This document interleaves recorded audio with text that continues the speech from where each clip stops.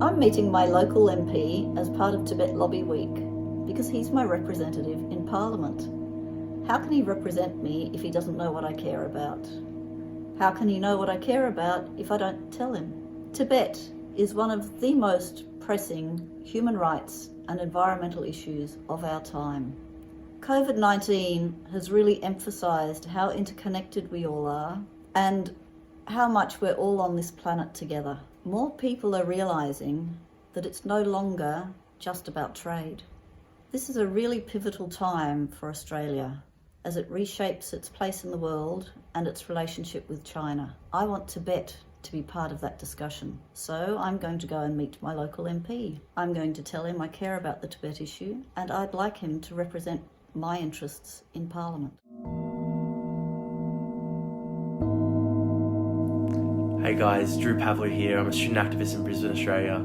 This week I'll be meeting with my local Member of Parliament, Terry Butler. I'll be meeting her with my brother Tenzin Dorring, a leader of the Tibetan community up here in Queensland, and he's going to be discussing with Terry his really powerful story as a Tibetan refugee. He was sent over the Himalayas at the age of just 9 years old.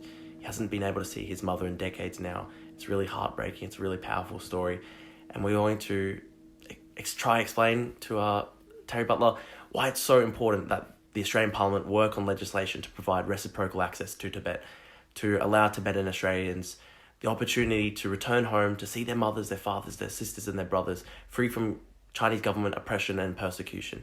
It's a basic human right, the right to return, and we are trying to fight for the human dignity of our Tibetan brothers and sisters. So thank you very much.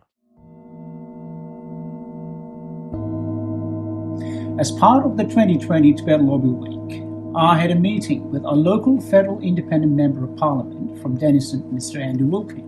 At the meeting, we asked Andrew Wilkie to call upon the Chinese government to release Benjamin Chen, who, as we all know, is the youngest political prisoner, and for the last 25 years, China has deliberately chosen to ignore international pressure to release him or disclose of his whereabouts and well-being.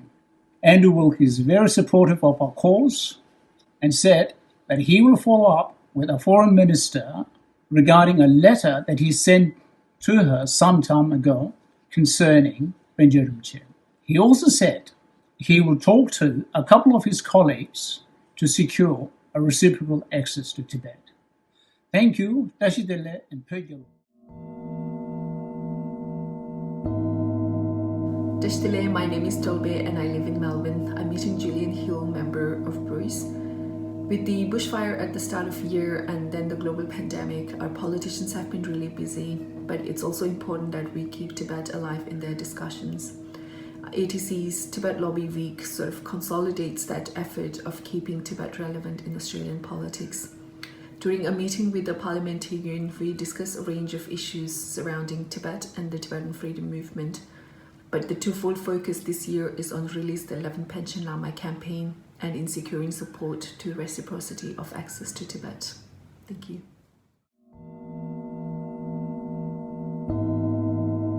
I've recently been to see my local MP, and accompanying me were Tempa and Namlo, two refugees that live in Rockingham. I think Andrew really enjoyed listening to what they had to say, and it certainly gave him a better perspective about Tibetan conditions.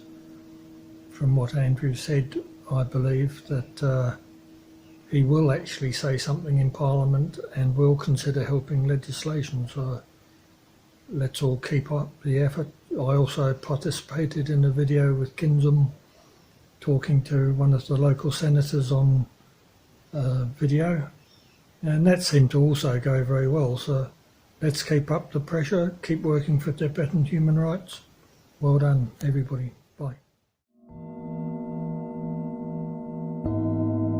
I've been friends with Tibetans here and in India for 3 decades. Knowing Tibetans as I do, I'm also aware of the human rights violations in their homeland, Tibet.